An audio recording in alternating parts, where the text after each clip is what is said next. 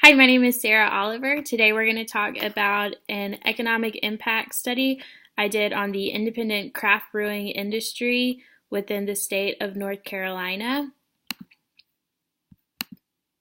The purpose of this study was to evaluate an estimate of the economic impact of the independent craft brewing industry within North Carolina. Specifically, we were trying to determine the amount of money spent by independent craft breweries across North Carolina on local agriculture used in the brewing process throughout 2017. This would just kind of justify the connections that North Carolina's craft brewing industry is supporting the agricultural industry within our state, as well as to determine the number of jobs in North Carolina within the independent craft brewing profession from 2017 to 2018 to help encourage local economies to encourage and support craft brewing within their communities.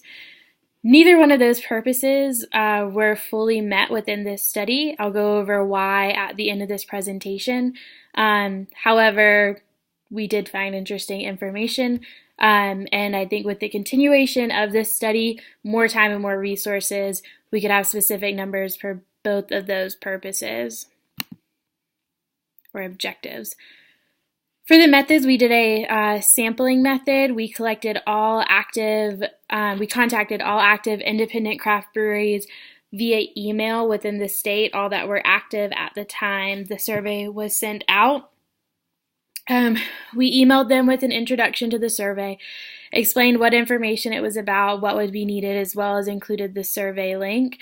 A week later, we sent a follow-up email, again included the survey link, as well as information about the survey and the estimated time. We followed up with individual emails from brewers. Some of them sent us emails saying that they didn't have specific information, but they would take the rest of the survey, or that they don't have any of the information because it is not something that they report themselves, or just emails that they were excited to participate within this study. A week later, so 2 weeks after the initial email, we sent one more follow-up email thanking those that participated in the survey, and letting those that did not participate in the survey know that if they would like to do so, they could still do so. All responses were collected up until the day of results being due, and there were 29 responses. The goal was to get as many as possible. 29 came out to about 10% of active breweries within North Carolina at that time. We were about at 300. Again, that's highlighted at the end of this presentation, but since breweries are private businesses, they're closing and opening pretty inconsistently, so the number of active breweries within North Carolina changes almost daily. So a lot of that was a little difficult to do, and ideally we would have had 100% participation to accurately represent all of the economic impact within our state as well as countywide. One of the graphs I wanted to highlight within our results was the correlation between higher production volume, and all the production volumes listed is going to go by barrelage. So higher production volume and higher full-time employment. A lot of these breweries employ a good amount of full-time employees, and a lot of that has to do with the human resources that they need. And so as you can see, as breweries start to increase their barrelage production, the employment level increases as well. Part-time employment follows the same pattern. As barrelage production increases, so does part-time employment. This graph does look a little bit different, as you can see at the bottom.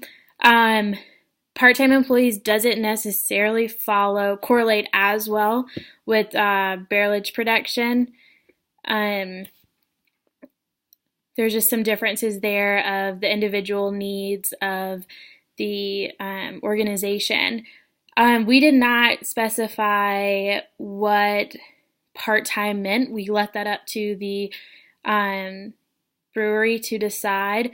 So there's probably a difference in employees that work one shift a week and employees that are almost hitting 40 hours a week. And there was no discretion between job type or job grade level or anything like that.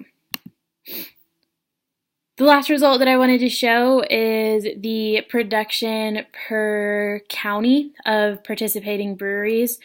I think this would be a really great chart if we had had participation across the board, so full statewide participation, because there are some things that influence this graph. As you can see, Forsyth County has a huge barrelage production rate, and a lot of that has to do with Foothills Brewing, which distributes not only within the state of North Carolina and within the United States as a whole, but they distribute overseas as well. So their production facility is very large, and they are on a 24-hour brewing schedule. So they have a huge impact. Another one was Mecklenburg. We got results from Noda Brewing Company, which produces a lot of product. And then some of the counties, it's a lot lower. We may have only had one brewery participate in the survey from each county. So it is interesting, though, that these generally follow the trends within the industry. As you can see, Mecklenburg County and Forsyth County, they're both hubs for craft brewing. However, Buncombe County, which is the Asheville area, we did not get nearly as many responses from those breweries. And the New Hanover and Wilmington area is beginning to be quite the craft beer scene as well. So our conclusions, they do follow kind of the purpose that we wanted to show at the beginning. North Carolina definitely has a positive impact in the craft brewing industry just based off of the number of full-time and part-time employees. Throughout the survey, a lot of breweries answered that they did indeed support local agriculture. They just did not have the numbers themselves of the amount of money they spent or the products that they spent. It seemed to vary so much that they didn't feel the need to record those numbers. Affiliate industries were something that we saw a lot of within the survey as well. A lot of them used canners that can travel from brewery to brewery. They used local designers, marketing firms, lawyers, contractors to build their tap rooms. So the craft beer industry interacts very well with the local economy. Employment. As you saw, craft beer employs a lot of full-time and part-time employees. I wish we had the numbers to show exactly how many are employed via state.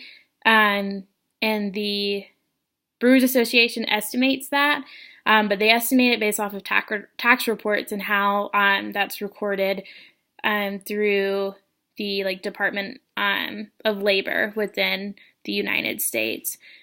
Another really interesting thing that we asked the brewers was, did they evaluate their visitation, and how did they record that?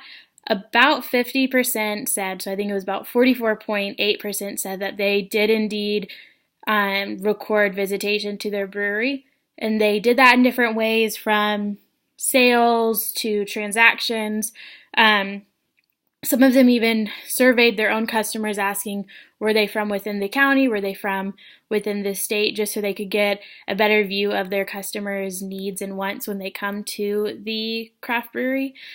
So it was important to us to look at the support of the tourism industry within North Carolina craft brewing. Recommendations for this survey: if time and resources were not something that we're lacking, I would love to finish this survey and make sure it gets out and gets answered by all active independent craft breweries within North Carolina. Unfortunately, it's an industry that can be hard to communicate within and communicate with. Those who may have this information are oftentimes not actively checking their emails. It's an industry where those employed by it are increasingly busy and have hectic and crazy schedules. So while this survey was sent out to 200 breweries or 300 breweries, we got a 10% response rate. I think that response rate would be a lot higher if we could partner with an organization that maybe already had contact information for these breweries, as well as maybe just go and visit them. So again, if time and resources were not an issue, that would be something I would do for that. It also would be interesting to compare this study to other industries, specifically the wine industry. The North Carolina wine industry receives funding from the state to do this type of research to make sure that they are marketing accurately and make sure that they are getting all the information to the tourism consumer about the North Carolina wine industry. The craft beer industry does not get any funding from the state to do this research and do this marketing. So it would be very interesting to compare the economic impact of brewing on our state towards against wine, so that way we could compare and contrast that and hopefully prove that we also deserve the state funding. It would also be interesting to compare this information to years in the past or years in the present to show the growth of the industry and the growth of the economic impact within North Carolina. If we could get more information, it would be great, I think, to organize it by brewery size. Some breweries have the intention of staying very, very small, and some breweries do not have that. So it'd be interesting to organize by production volume or size to show the economic impact of kind of the different levels of breweries. I'd love to organize information by state if every state would be, or if every county would be represented. I think that a lot of times county, town, and city legislation and policies don't encourage craft brewing production within their county or within their town, and it would be a great way for those business owners to prove that they are bringing in a positive economic impact to their local community.